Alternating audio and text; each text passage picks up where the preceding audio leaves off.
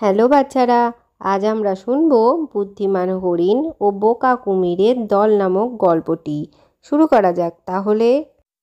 একটি জঙ্গলে হরিণের একটি ছোট বাচ্চা ও একটি হাতি দুজনেই খুব ভালো বন্ধু ছিল। সব জায়গাতেই তারা দুজনে একসাথেই যেত। হাতি হরিণের ছানাটির খুব ভালো দেখাশোনা করত আর তাকে সকল রকম সংকট থেকেও রক্ষা করত। একদিন দুই বন্ধু মিলে একটি নদীর ধারে গিয়ে পৌঁছালো। তখন হরিণ তাকে বলে, হাতি বন্ধু, আমরা কি নদীর ওই পারে যেতে পারি? ওইখানে অনেক ভালো ভালো ফল হয়েছে। এই নদীতে অনেক কুমির রয়েছে। আমরা যদি এই নদীর ওপর দিয়ে যাই তাহলে ওরা আমাদের ওপরে হামলা করতে পারে, আর আমরা তা বুঝতেও পারবো না। হাতির এই কথা শুনে হরিণের ছানাটির খুবই রাগ হয়। হাতি হরিণের রাগ ভাঙানোর জন্য নদীর ওই পারে যেতে রাজি হয়ে যায়। যেমন বলা তেমনই কাজ। হাতির পিঠে চেপে হরিণ নদীর ওপারে চলে যায়। এরপর নদীর পাশ দিয়ে হাঁটতে হাঁটতে তারা জঙ্গলের ভেতরে ঢুকে যায়। জঙ্গলের ভেতরে তারা সুস্বাদু ফলগুলো খুবই উপভোগ করে খেতে থাকে। হাতি বন্ধু, আমি যদি এক্ষুনি বাড়ি না যাই মা আমাকে খুবই বকাবকি করবে। এই বলে ছোট হরিণ ছানাটি সেখান থেকে চলে গিয়ে নদীর ধারে পৌঁছে যায়। নদীর কাছে এসে হরিণ ছানাটি দেখে নদীতে একটি কুমির ঘুরে বেড়াচ্ছে। এই কুমিরের থেকে বেঁচে কি করে যে নদী পার করি, কিছু কথা চিন্তা করে নিয়ে হরিণ ছানাটি তখন বলে, কুমির বন্ধু।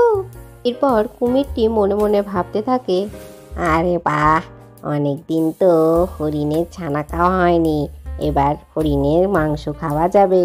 তা তুমি ডাঙায় দাঁড়িয়ে আছো কেন? আমার জলে এসো, আমার অতিথি হয়ে তুমি জলে এসো।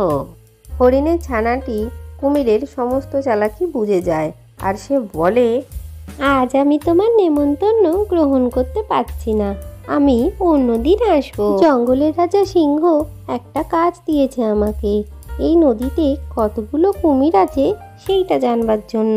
যদি আমি তোমাদের কুমিরের সংখ্যাটা আমাদের রাজামশাইকে বলি তাহলে তার ছেলের জন্মদিনে তোমাদের জন্য অনেক খাবার পাঠাবে। ঠিক আছে, কিন্তু তুমি এতগুলো কুমির কি করে গুনবে?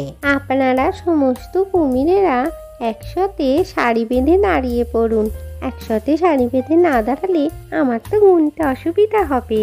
আর তাছাড়া মহারাজ যে খাবার পৌঁছাবেন সেই খাবার আপনাদের কমও পড়ে যেতে পারে, তাই আমাকে ঠিকঠাক গুনে মহারাজকে জানাতে হবে। হরিণের কথা মতো সমস্ত কুমিরেরাই সারি দিয়ে দাঁড়িয়ে পড়ে। এরপরই হরিণের ছোট ছানাটি কুমিরগুলোর ওপর দিয়ে লাফাতে লাফাতে নদীর এই পাশে চলে আসে। এ হলো, কটা কুমির গুনলে?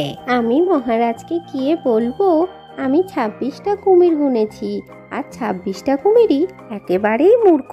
এই কথা বলে হরিণের ছোট ছানাটি সেখানে দাঁড়িয়ে হাসতে থাকে আর সুযোগ বুঝে দৌড়ে জঙ্গলে পালিয়ে যায়। আজকের গল্পটি থেকে কি শিখলে বাচ্চারা? যে কোনো সমস্যায় বুদ্ধি দিয়ে সেটির সমাধান করা যায়। ভিডিওটি ভালো লাগলে চ্যানেলটিকে লাইক ও শেয়ার করে সাবস্ক্রাইব করে দিও।